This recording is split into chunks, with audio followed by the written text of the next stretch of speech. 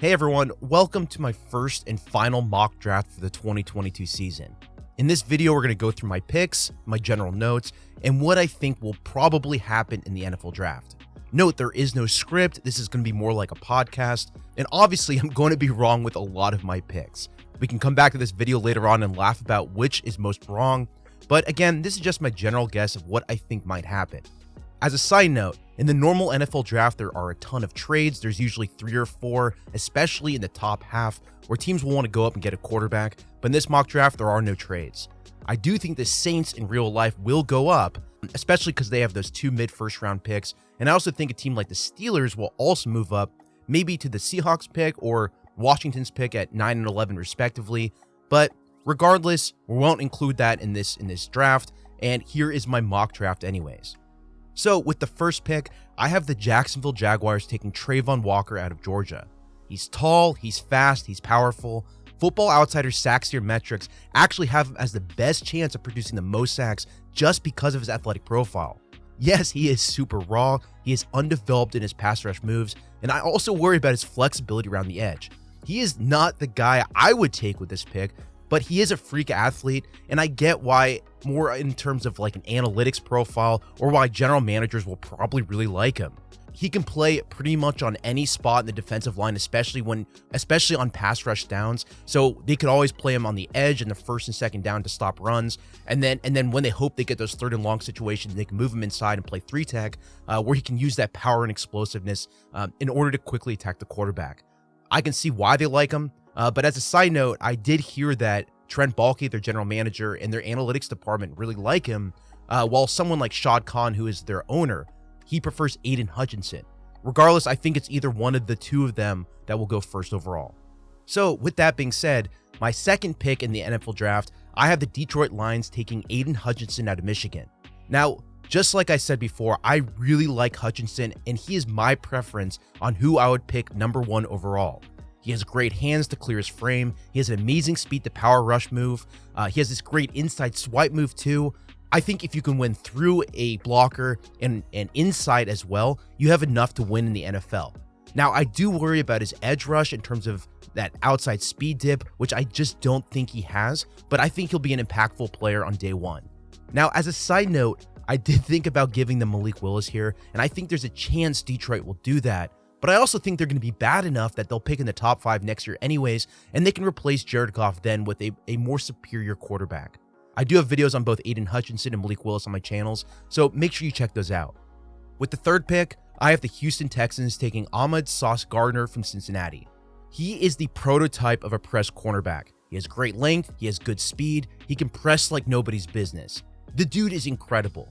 With the Texans needing pretty much every single position, especially with the cornerback above all else, I think Sauce is the best player on the board. I also do think they might trade this pick to the Saints, as I kind of mentioned earlier, but if they don't, someone like Sauce Gardner, I think he could be that pick. With the fourth pick, I have the New York Jets taking Kayvon Thibodeaux. Now, Thibodeaux is a demon around the edge. He has speed, he has length, he has hip mobility. He's going to wreak havoc in the NFL just because of his athletic profile. Now, I know there have been some comments made about his work ethic, but I think those are complete crap. I think it's most likely spread by people just wanting him to fall just because they see his potential. I can also see Thibodeaux going number 2 overall for a team like the Detroit Lions. So if the Jaguars actually do take Hutchinson, and then Thibodeaux, I think, would be your number 2 guy. Now, in my opinion, I think Thibodeaux is a top 5 player any day of the week, and I also have a video on him and Aiden Hutchinson and comparing and contrasting the two on this channel, so make sure you check that out. With the 5th pick, I have the New York Giants taking Evan Neal out of Alabama. Neal is actually my number 1 offensive tackle. He's an amazing player in both pass protection and run blocking. He has great footwork and mirroring agility, and he does a great job with angles and space to block at the second level. He's also very patient with his hands, and you can tell that his technique is very refined. The Giants have a huge need on their offensive line, and Neal fills that immediately. I did hear that they do also like Charles Cross, and I also heard that they really want a cornerback like Sauce Gardner. In this draft, Sauce Gardner's already gone, and I think Charles Cross will slip a little bit past where the Giants currently are. But it wouldn't also surprise me if they take Derek Stingley here and then take a guy like Charles Cross or even Evan Neal with their next pick at number 7. With the 6th pick, I have the Carolina Panthers taking Malik Willis. Now, Willis is your definition of upside. Yes, his system was simple. Yes, he has a lot of room to grow in terms of his pocket awareness and his movement, how he reads progressions down the field, and pretty much everything else. But the dude can make plays. His floor as a runner with that huge arm is going to immediately help the Panthers and give them hope for the future. Also, this is all about job security right now. No one expects Willis to be an amazing player in his rookie season, so Matt Rule at least has this year and next year in order to show that he can make plays and that he can win with Willis as his quarterback. And out of any of the quarterbacks in this draft, he has the best chance of developing something great, especially when you compare him to something like a Desmond Ridder or a Kenny Pickett, who I think have lower ceilings. Is it risky? Yes, without a doubt, this is extremely risky, but sometimes you just have to go for it, and I think the Panthers are going to swing for a quarterback right here. With the 7th pick, I have the New York Giants taking Derek Stingley from LSU. Now, Stingley is young, and he's a fantastic athlete. He has great hips and feet. He's going to play on an island in press man coverage. I don't think he's going to require that much safety help in the NFL. Now, I do worry about his injury history, but he's a perfect press cornerback in the NFL. I think the Giants are going to love him at this spot. And again, I hear that they like Sauce Gardner, but who knows at this point? This is lying season after all. And I think someone like Derek Stingley can definitely help this team. With the 8th pick, I have the Atlanta Falcons taking Garrett Wilson out of Ohio State. Wide receivers will go earlier than we expect in this draft. With Calvin Ridley pretty much gone, Wilson is going to take over as that number 1 receiver. Wilson is great because of his route running ability and his ability to pick up yak. In Arthur Smith's offense, that's what they need. They need a guy that can separate and a guy that can pick up yak on those short slants and other plays on those like bang dig routes or any of the play action passes that he has in his system. I think Wilson in that system is going to be a ton of fun to watch. As a side note, I did debate quarterback here, but I think they're either going to hold off into the 2nd round or even next year. With the 9th pick, I have the Seattle Seahawks taking Charles Cross out of Mississippi State. Cross is crazily agile. He has excellent footwork to mirror. I think he's a perfect fit for any zone blocking scheme in the NFL. The Seahawks right now don't have a left tackle or a right tackle, and I've heard people complain about his run blocking technique, but in my opinion, his angles were completely fine, and he actually delivered a little bit of power to that too. He has the ability to reach block, and I think he's a really good fit for this scheme, even though he did have limited snaps in run blocking, and he was kind of in that air raid spread system that where he just didn't get that many pure run blocking attempts. In my opinion, he's also kind of young too, so he'll only keep getting better.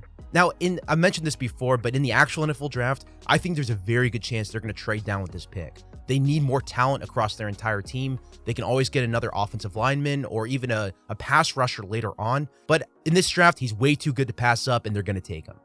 With the 10th pick, I have the New York Jets taking Ikem Ekwonu from North Carolina State.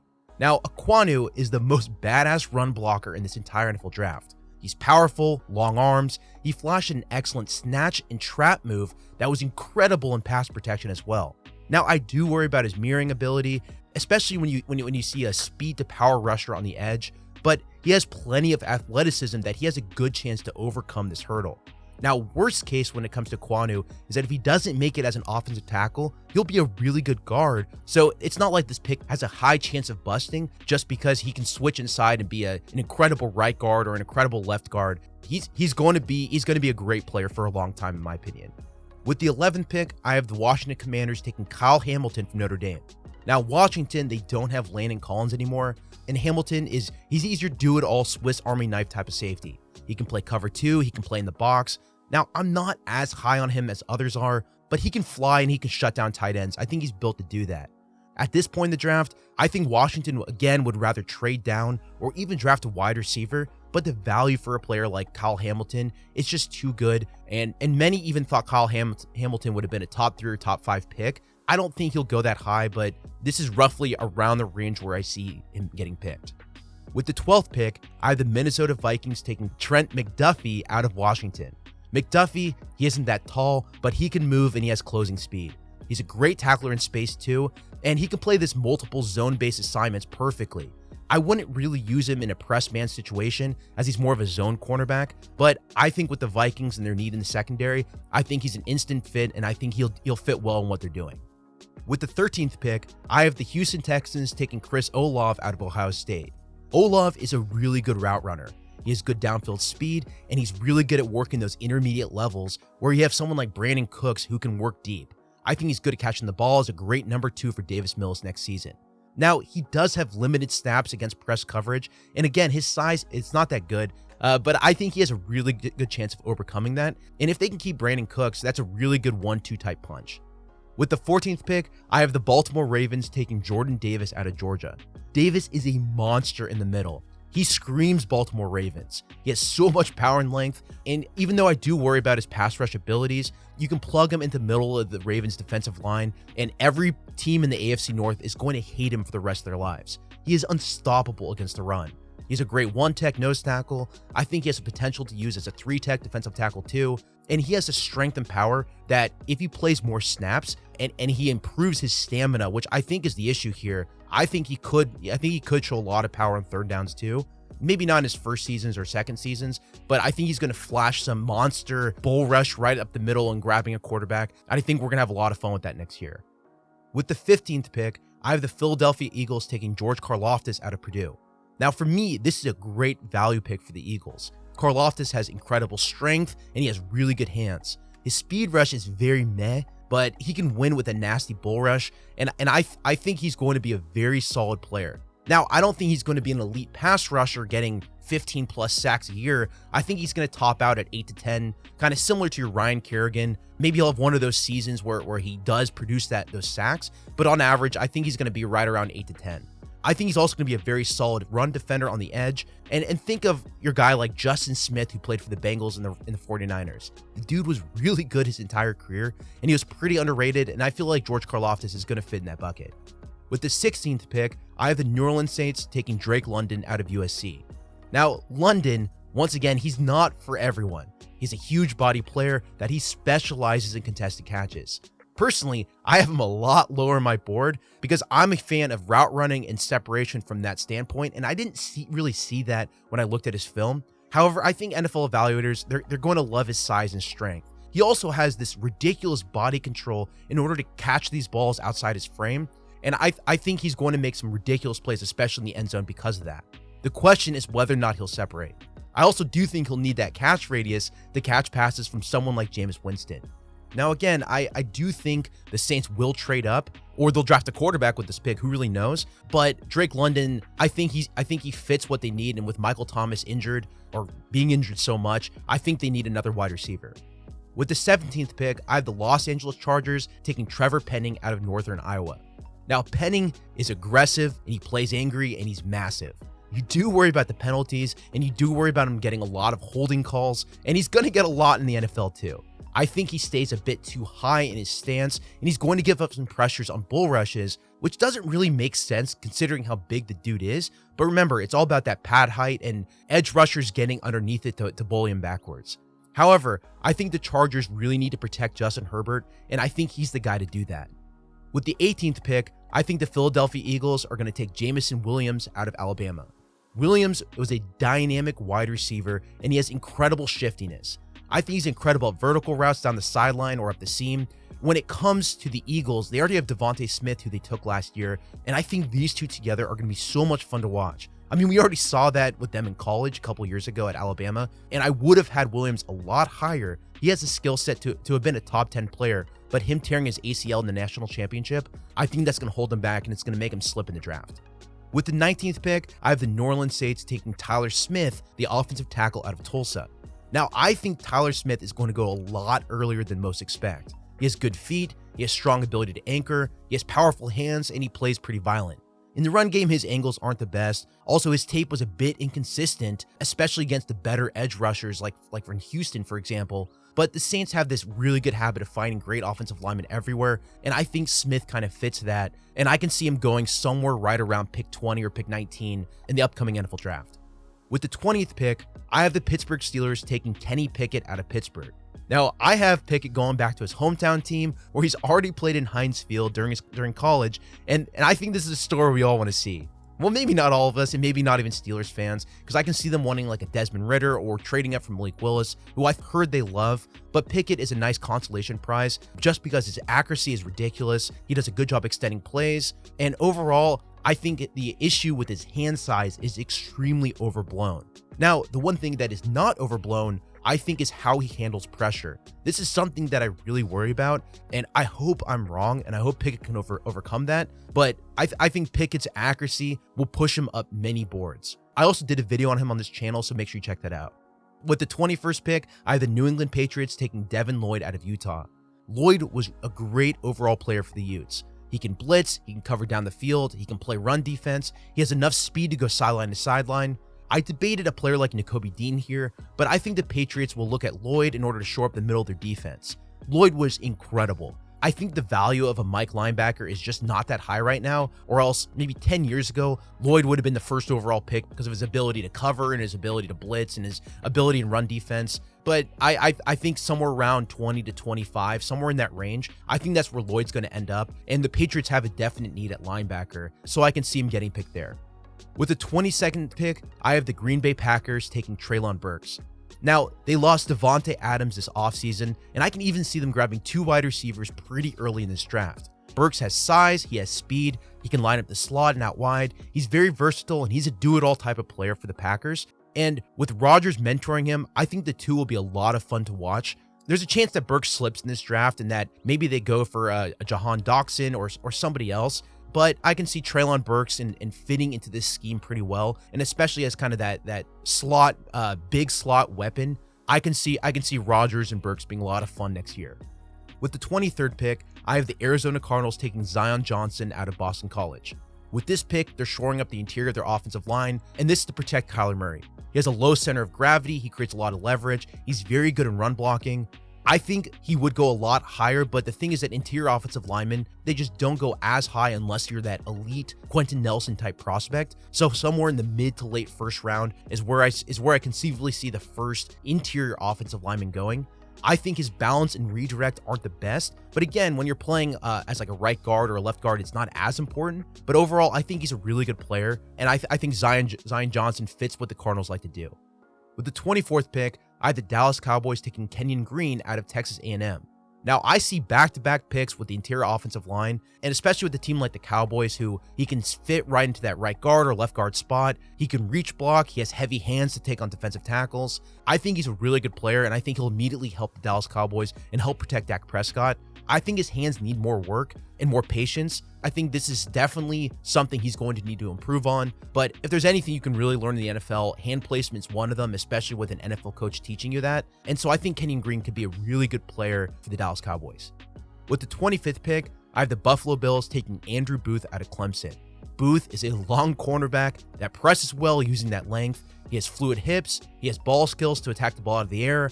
I think he has some change of direction issues with some hip tightness. I've also seen him take some false steps at times too, but overall he's a really good player, and late first round is a really good value pick for someone like an Andrew Booth. He's not up there with your Derek Stingley or Ahmad Sauce Gardner, but Andrew Booth and Kyer Elam, they could be the spot right. They could be picked right here for the Bills, but in this draft, we have Andrew Booth going at this point. With the 26th pick, I have the Tennessee Titans taking Tyler Linderbaum out of Iowa. Now, Linderbaum is the perfect wide zone center. The Titans run a zone stretch scheme, and I think he can slide right in there and be an impactful player on day one. He has incredible strength, and he can create leverage too. I really like him. He's one of the best centers I've ever scouted. My one big worry, though, is that he doesn't have length. He has pretty short arms. Long nose tackles, now I'm thinking of like a Jordan Davis or kind of like your freak situations. They're going to be able to beat him off the snap with that length. Also, he isn't the best for a power or gap scheme, but he is perfect for a zone run scheme. But because he doesn't have the versatility to play in all those schemes, I think only certain types of teams will end up taking him. That's why the Tennessee Titans get him with the 26th pick, and I think they're going to have an all-pro at the center position right here. With the 27th pick, I have the Buccaneers taking Devontae Wyatt out of Georgia. Now, Wyatt is kind of hard to project in this draft just because of his off-field concerns. However, I'm going to assume that this late in the first round, that teams are going to be more okay with that. He has a lot of upside, especially as that interior pass rusher. Great first step, good pad height, good flexibility too. His hand placement is just okay, where he allows blockers inside his chest plate, but generally speaking, he can move and he can penetrate into the backfield. I think Wyatt fits this scheme as that 3-tech, and again, it's really hard to project where Wyatt will end up, but late first, early second, I think that's around the point where Wyatt will go. And so the Buccaneers actually, they take him here and they really improve their defense just like that. With the 28th pick, I have the Green Bay Packers taking Arnold Ebiketie out of Penn State. Now, Epikide has great flexibility, and he can bend around the edge and around the pocket. His speed to power bull rush is pretty good, even though he doesn't get a lot of pop from his hands. I think his tape was pretty inconsistent, and this is the reason why he falls to the end of the first round and possibly into the second round. Sometimes he was dominant, while other times I thought he was just okay. I think with better effort and a rotation between Rashawn Gary and Preston Smith, Epikide, I think he could be really good for the Packers. I did debate giving the Packers a second wide receiver here, but I think they take a defensive player with this spot, especially after already taking Treylon Burks with their previous pick. With the 29th pick, I have the Kansas City Chiefs taking Jahan Dotson out of Penn State. Now, this is the first of the 2 picks by the Chiefs, and the first one's going to be wide receiver to help replace Tyreek Hill. They already signed Marquez Scantling-Balding, but they need somebody else outside of him. Dotson does a really good job with his change of speed on his routes. He's really good versus press, and he has good foot quickness to win off the line of scrimmage. I think he can win on all 3 levels of the field. He also can create yak, which is big for the Chiefs offense. He's not the biggest, so he's not going to be pulling in these ridiculous contested catches that someone like Drake London would, but he can get open, and that's the most important thing for this offense, and I think Patrick Mahomes is going to really like him. With the 30th pick, I have the Kansas City Chiefs taking Kaiir Elam out of Florida. Now, Elam is one of my favorite cornerbacks in this draft, and I think he's pretty underrated. I think he's so good at press coverage, and I think he has the speed to get down the field, and he has a really good feel for the position and how to use his body to create leverage. I think he does a really good job of striding the line well between patience and aggression. There's a chance that he goes a lot earlier than 30th. The Bills, I think at 25, I think they would be a good spot too, but he could go even earlier than that. I can easily see a team trading up for him as well, just because he's a really good player. I think at Florida, he got a bit too handsy at times at the top of stems, but overall, I do really like him, and I think he's going to be an instant NFL star, playing in that kind of that press cornerback position, maybe in that cover 1, cover 3 blend. The Seahawks, they could also really like him, so if he slips into the second, which I don't think is going to happen, but if they trade down, for instance, Elam could be a really good target for this player. With the 31st pick, I have the Cincinnati Bengals taking David Ojabo out of Michigan. While all the eyes on Michigan were on Aiden Hutchinson, Ojabo flashed great speed and great bend around the edge. He's very flexible too. I don't think he's ever going to win on a bull rush, but that's not really his game. Let him rip and dip and let him knife inside to create pressures. Now, he was a 1-year starter at Michigan, and he also tore his Achilles at his pro day, hence why he's slipping to the bottom of the first round, and there's a chance he could go into the second just because of those reasons. He likely won't be ready into training camp or even at the start of the year. And the thing is that Ojabo is one of those guys that he's probably going to be a lot better in his second year just because he'll have a full offseason and he can get more training in, whereas he's going to be probably more of a situational pass rusher, especially when he gets healthy later on in his rookie season. But Ojabo, I think, is kind of underrated because people were focusing on Hutchinson. Ojabo just kept screaming off the edge, and he kept cleaning up plays that Hutchinson will pressure and the quarterback would scramble to the other side, and then Ojabo would be right there to sack. So I think he's a really good player, and the first is right around where I think he'll go. With the 32nd pick in the NFL draft, I have the Detroit Lions taking Nakobe Dean out of Georgia. Now, Dean is a freaking missile. He was literally everywhere for Georgia. He can blitz, he can play the run, he can cover running backs. He flashes on tape anytime you turn it on. Dean was literally everywhere. Now, there were concerns about how good his defensive front was up front, and the thing is that we didn't really see him take on that many blocks head on because of that. When you have Jordan Davis and Devontae Wyatt and Trayvon Walker as 3 guys up there, and they have other linebackers too, he was kind of left to just play his game and use that speed and ridiculous intelligence. And yeah, the dude, I think he graduated in 3 years with his engineering degree, and he wants to go be a doctor when after his NFL career. The dude is ridiculous. I think he has the speed to knife and dodge these blockers in the NFL, and I think he's going to be a really good player, even though he does have those concerns. So that's it for this mock draft. I think looking back at what happened, and if we were to include trades, I can easily see more than one team trading up for a quarterback. We mentioned the Saints, we mentioned the Pittsburgh Steelers. I can easily see a team like the Falcons even moving up to get a player like Sam Howell or Desmond Ridder. I think both could be called on Thursday night for that reason. But again, in this draft, we didn't do trades, and projecting them just ends up throwing off the entire thing, and it's not really fun. Maybe in a future edition, I would create one, but with the NFL draft on Thursday, this is definitely the best we got. So let me know what you think about in the comments. Is there anybody that is crazily out of place? Anybody that you think will fall later or earlier than you expect? Also, I have about a dozen or so scouting reports on this channel, so make sure you check those out before the draft. Also, if you want to support me directly, you can find my Patreon account in the link below. Also, you can follow me on Twitter at Samuel R. Gold.